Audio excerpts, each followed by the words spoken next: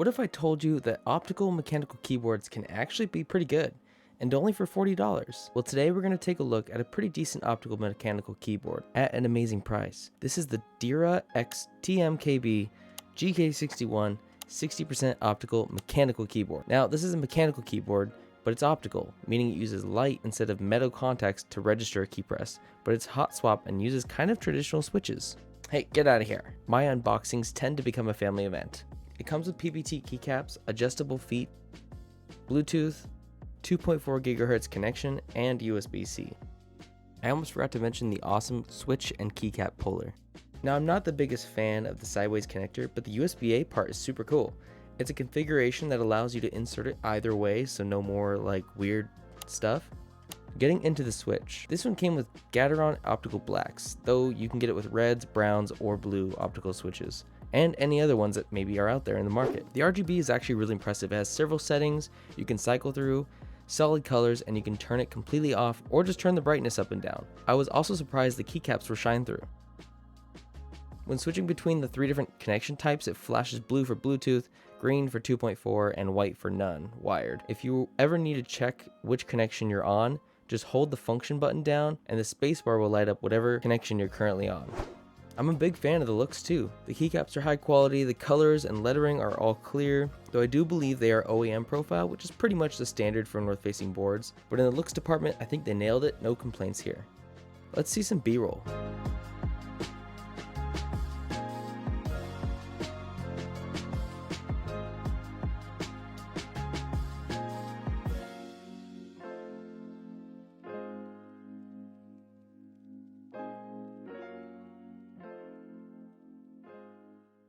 In the keycaps, you can see the shine through is clear and consistent.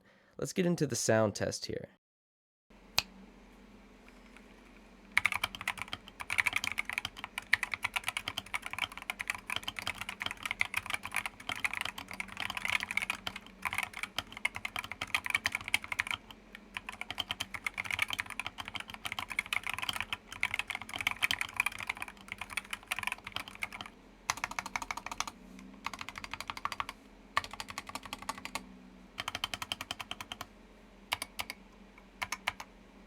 Okay, can we talk about how cool it is that I finally started getting keyboards to review?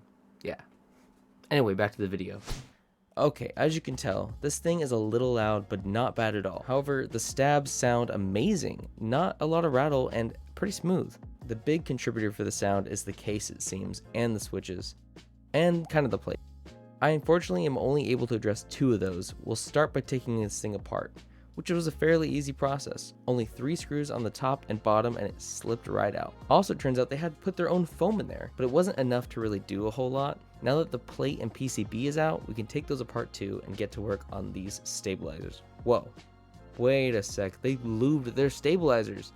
This thing's only $40, that's pretty impressive. No wonder they sounded so good stock. I'm still gonna redo it because there really isn't anything better than dielectric grease and doing it yourself. Oh, keyboard hack. Paper towels and gloves, because this stuff is way too greasy. So we're just gonna take these apart, put on our own lube.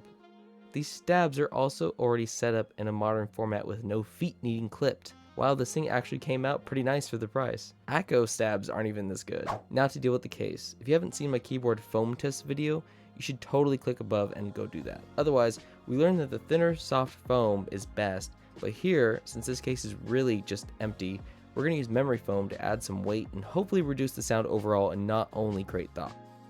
The last cherry on top will be the tape mod for the PCB. I'm using frog tape in this case, pretty comparable. 2 to 3 layers and it should make things a little bit better with the switch sound, which it desperately needs.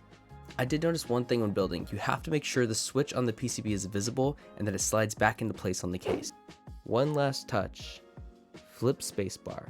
Fight me. So before we go into the last sound test, I wanted to show you real quick exactly how this optical sensor works. Essentially, here you have an infrared light, and as you can see, the switch presses down, blocking the path of light, registering the press.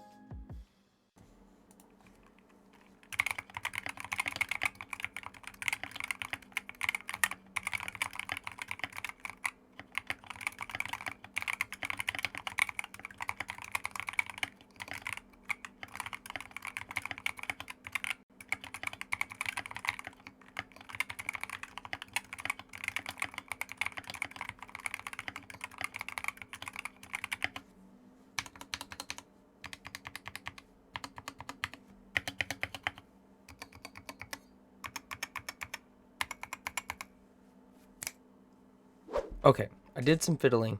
I put the red that it came with in here, the brown in here, and of course the rest of the blacks that it came with. I got this thing to sound amazing. I think what's left is the sound of the switch, and that's it. So we're gonna test that out now.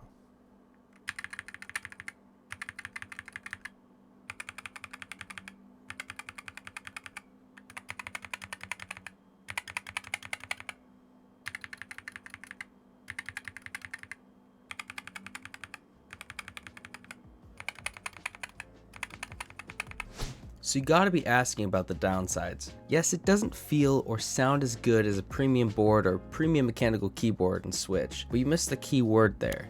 Premium. This is $40 and is an amazing deal for the price. Also, I feel like you're still getting the feel and experience of a mechanical keyboard in an optical format. And that does actually mean something. Optical uses light, therefore it's much faster and responsive when gaming and typing. I definitely noticed it while playing. I can recommend this keyboard for anyone just getting into keyboards that aren't your standard Dell membrane nonsense, and give modding it a try like me. Thanks for sticking around. I hope you liked the video, and check out my channel for a ton more.